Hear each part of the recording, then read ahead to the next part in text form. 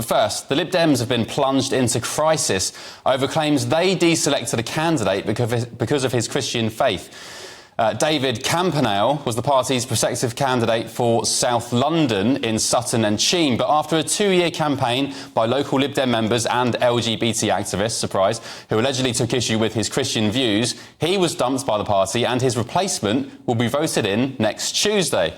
So members have now taken the extraordinary step of reporting Sir Ed Davies' party to the Equalities Watchdog, alleging that the party has tolerated a, quote, hostile environment for people of faith and emboldened those who believe Christians should be driven out of public life. And it comes, of course, after the MP Lisa Cameron was forced to defect from the SNP to the Tories last year, claiming that her Christian beliefs were, quote, barely tolerated in the SNP.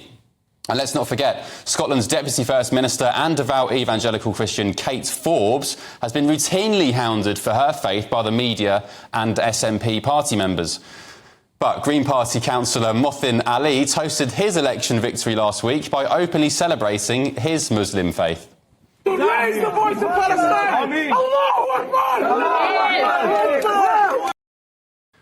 Well, he certainly wasn't bullied out of his party, which raises questions as to why it always seems to be Christians who are subject to hostility.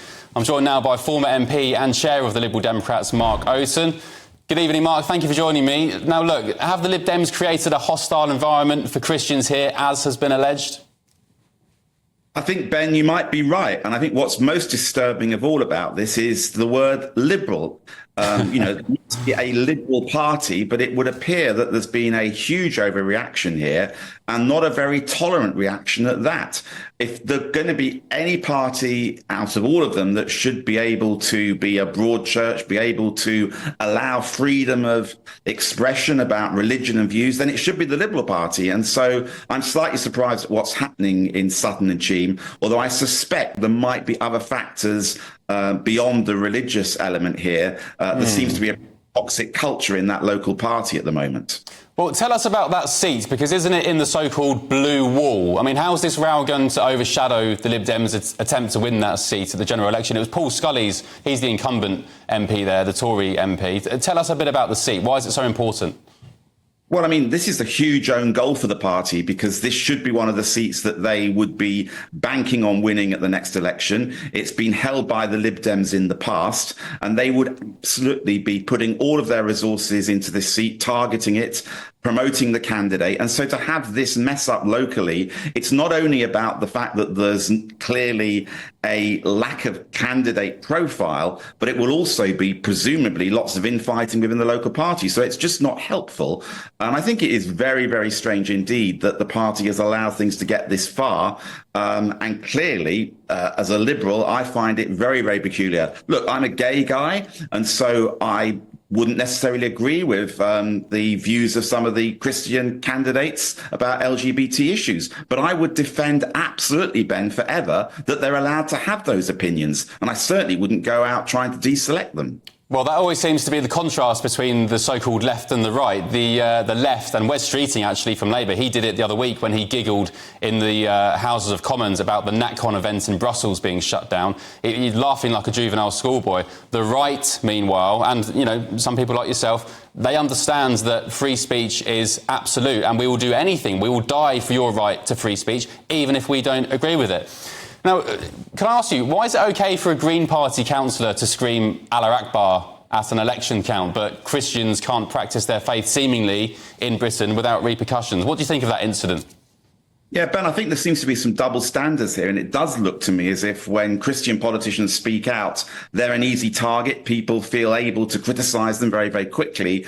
When other politicians of different faiths speak out, people are a little bit more cautious, they're a little bit more nervous about attacking them for it. I don't know what's behind that, whether there is a confusion between being seen to be racist as opposed to arguing against somebody's faith. Maybe that is one of the reasons why people find it a lot easier to attack Christians. But there's also been in the past a slightly toxic culture around Christian politicians bringing their religious views into politics. Do you remember that famous phrase from the Tony Blair team where they said, look, we just don't do God?